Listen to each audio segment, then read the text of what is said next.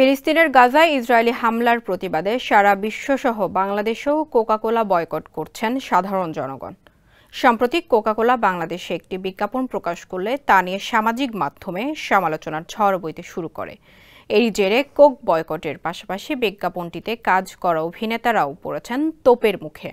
ইতোমধ্যে সামাজিক মাধ্যমে প্রকাশ্যে ক্ষমাও চেয়েছেন বিজ্ঞাপনটিতে কাজ করা মডেলরাও। এই নিয়ে মুখ খুলেছেন মালয়েশিয়ায় বসবাসরত জনপ্রিয় বাংলাদেশ ইসলামিক আলোচক মাওলানা মিজানুর রহমান আজহারি। বিস্তারিত রিপোর্টে। কোক মোটেও ওই জায়গার না। কোকা-কোলার বিজ্ঞাপন নিয়ে তুমুল বিতর্ক চলছে। এ নিয়ে নিজের ভেরিফাইড ফেসবুক পেজে একটি পোস্ট দিয়েছেন বাংলাদেশি ইসলামী আলোচক মাওলানা মিজানুর রহমান আজহারি।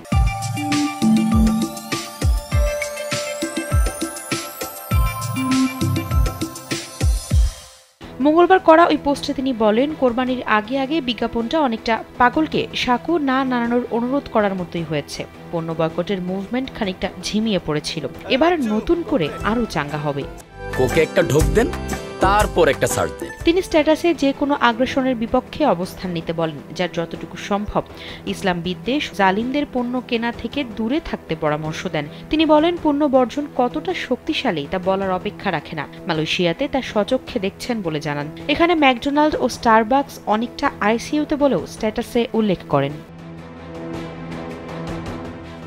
তিনি আরও বলেন, বর্জন এবং জনসচেতনতা চলবে একই সঙ্গে, শুধু পণ্যই নয়, ইসলাম বিদ্বেষী সবকিছুকেই বর্জন করতে হবে। সবশেষে তিনি আশা প্রকাশ করে বলেন, ঈদ যেন ত্যাগের মহিমায় উদ্ভাসিত হয়, চিহ্নিত সকল ইসলাম বিদ্বেষী পণ্যমুক্ত হয়। এদিকে কোকা-কোলার বিজ্ঞাপনটিতে মডেল হয়েছিলেন অভিনেতা আশরাফ আহমেদ জীবন, শিমুল শর্মা, আব্দুল্লাহ আল সেন্টু প্রমুখ। বিজ্ঞাপনটি প্রচারের পর কোকা-কোলা বয়কটের পাশাপাশি অভিনয় শিল্পীদের বয়কটের হুমকি দিয়েছেন নেটিজেনরা। বিভিন্ন গ্রুপ থেকে শুরু করে অনেকে নিজের ফেসবুক আইডিতে পোস্ট করে বয়কটের ডাক দিচ্ছেন।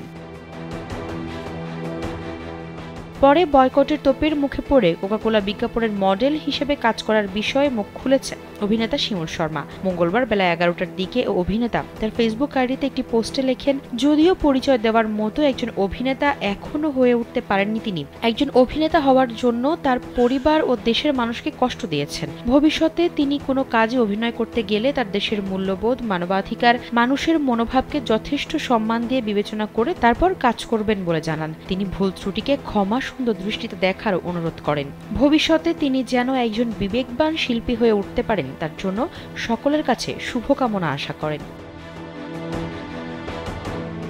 আফসারা নাজ, কালবেলা।